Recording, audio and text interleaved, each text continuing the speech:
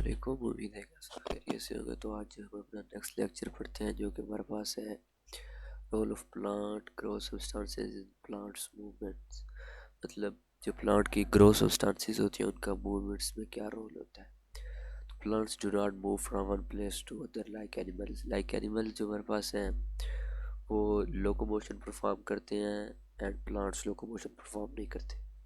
However, their organs show movement which are controlled by hormones। तो जो हमारे पास plants होते हैं इनके ऑर्गन्स मूवमेंट शो करते हैं जो कि हार्मोन्स कंट्रोल कर रहे होते हैं। हार्मोन्स केमिकल सब्सटेंसेस होती हैं जो कि एक्सोक्राइन एंडोक्राइन ग्लैंड से सिक्रीट होती हैं और ये मूवमेंट में अपना रोल परफॉर्म करते हैं।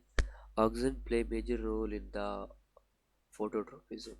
ऑक्सीजन जो है ये एक बहुत इंपॉर्टेंट प्लांट का हार्मोन है जो कि फोटोट्रोपिज्म जिनके एसिट्रोपिक मूवमेंट जो लाइट के रिस्पॉन्स में होती है उसमें बहुत इंपॉर्टेंट रोल परफॉर्म करता है।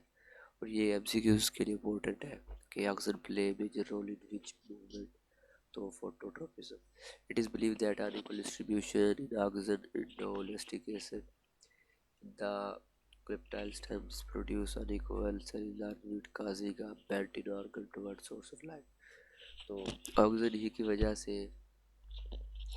ऑक्सीजन का पूरा नाम है इंडोलेस्टिक एसिड। तो इसी की वजह से हमारे पास जो क्लिप्टाइल स्टेम्स होती हैं उनमें अनइक्वल ग्रोथ और इनलार्जमेंट होती है सेल्स की और इनकी वजह से ऑर्गन टुवर्ड या away from the source of light bend हो जाता है। Auxin are also responsible for positive gravity of roots negative gravitropism of stems. तो ये भी हमने पढ़ा था कि हमारे पास जो टुवर्ड द ग्रेविटी होती है वो पॉजिटिव मूवमेंट होती है और अवे फ्रॉम द जो होती है ग्रेविटी तो these are negative gravity movements. तो ऑक्सीजन यही रूट्स और शूट्स की पॉजिटिव और नेगेटिव मूवमेंट्स भी परफॉर्म करवाता है।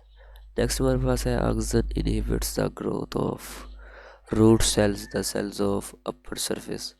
तो ऑक्सीजन जो रूट के सेल्स होते हैं जो कि अपर की तरफ मूव कर रहे होते हैं यानी कि रूट से अपवर्ड यानी कि वो ज़मीन से बाहर निकलना चाह रहे होते हैं तो उनकी ग्रोथ को भी इनहिबिट करता है। तो surface therefore elongated root curvature downward जिसकी वजह से हमारे पास जो रूट कर्वेचर है वो डाउनवर्ड बढ़ता है। Auxin on the other hand stimulate the growth of stem cell. ये स्टेम सेल की ग्रोथ को भी स्टिमुलेट करता है। The cell of the lower surface elongated stem curves upward. तो लोअर सरफेस के जो सेल होते हैं वो एलोगेट होते हैं और स्टेम अपवर्ड कर्व हो जाती है।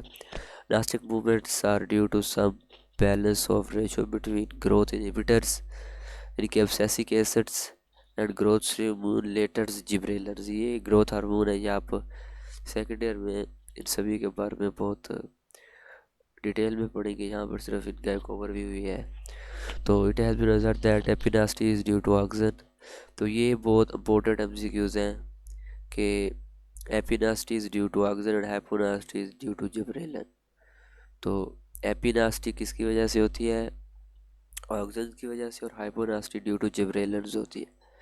तो प्लांट्स में सपोर्ट एंड मूवमेंट मतलब किस तरह हो रही होती है। तो द स्केलेटन सबसे पहले स्केलेटन की डेफिनेशन है skeleton is tough and rigid framework of body of animals which produce protection shape and support to the body of organism. तो स्केलेटन एक टफ एंड रिजिड फ्रेमवर्क होता है जो कि प्रोटेक्शन शेप और सपोर्ट ऑर्गन को provide करता है जिनके ऑर्गेनिज्म को प्रोवाइड करता है। इसमें ऑर्गेनिक और इनऑर्गेनिक सब्सटेंसेस होती हैं जो बहुत हो सकती हैं। In protozoa it is secreted by single cell. Protozoa में ये सिंगल सेल होता है। मल्टीसेलुलर एनिमल्स में ये स्पेशल सेल से बना होता है। यहाँ पर 3 मेन टाइप्स ऑफ स्केलेटन हैं जिन्हें हाइड्रोस्केलेटन एक्सोस्केलेटन और एंडोस्केलेटन कहते हैं। First one is hydroskeleton. हम इसको देखते हैं। हाइड्रो का मतलब होता है वाटर। तो ऐसा स्केलेटन जो कि वाटर पे मुश्तमिल हो उसे हम कहते हैं हाइड्रोस्केलेटन।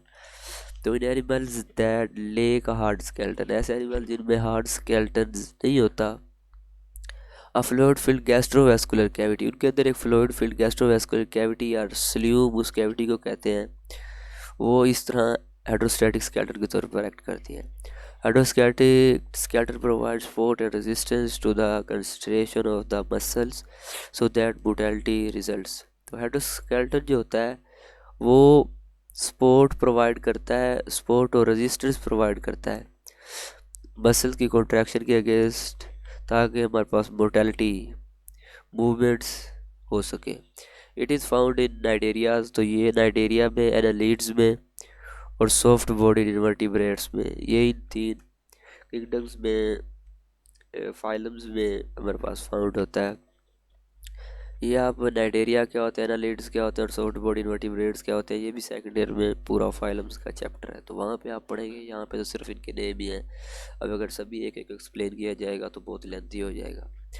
तो सबसे पहले है sea anemone has hydrostatic skeleton, its cavity is filled with sea water, तो इसकी कैविटी जो होती है वो सी वाटर से फिल होती है। Extend its body and tentacle, तो इसकी बॉडी और टेंटिकल्स को एक्सटेंड करती है। The sea anemone closes its mouth, जो सी एनीमोन है वो अपना माउथ क्लोज कर लेता है। एंड कॉन्ट्रैक्ट्स इस मसल, तो जब वो अपना माउथ क्लोज करता है तो क्योंकि उसके अंदर वाटर होता है तो वो अपने मसल्स को कॉन्ट्रैक्ट कर सकता है।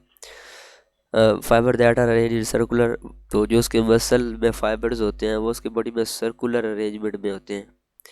तो the contraction of these circular muscles put pressure on the liquid in the body cavity and that pressure force the body maintain right upward, तो वो उसने माउथ बंद करके जो अपने मसल पे प्रेशर लगाता है वही मसल उसकी बॉडी पे प्रेशर लगाते हैं, जिसकी वजह से उसकी बॉडी फोर्सली अपवर्ड उसका पोस्चर मेंटेन होता है। नेक्स्ट हमारे पास है दूसरा, यानी कि हाइड्रोस्केलेटन स्केलेटन की एग्जांपल में हम 2 एनिमल्स पढ़ा है। फर्स्ट हमने पढ़ा है सी एनीमोन और सेकंड वन हम पढ़ रहे हैं अर्थवर्म।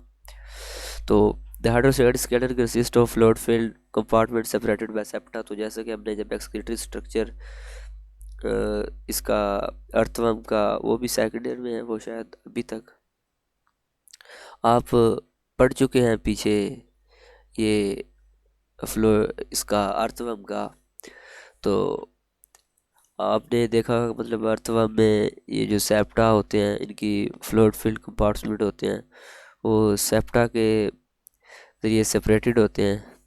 तो कॉन्ट्रैक्शन ऑफ सर्कुलर मसल का कंपार्टमेंट एलोंगेट, और जब सर्कुलर मसल कॉन्ट्रैक्ट होते हैं तो इसकी बॉडी एलोंगेट होती है, और जब लॉन्गिट्यूडनल मसल कॉन्ट्रैक्ट होते हैं तो इसकी बॉडी शॉर्ट हो जाती है।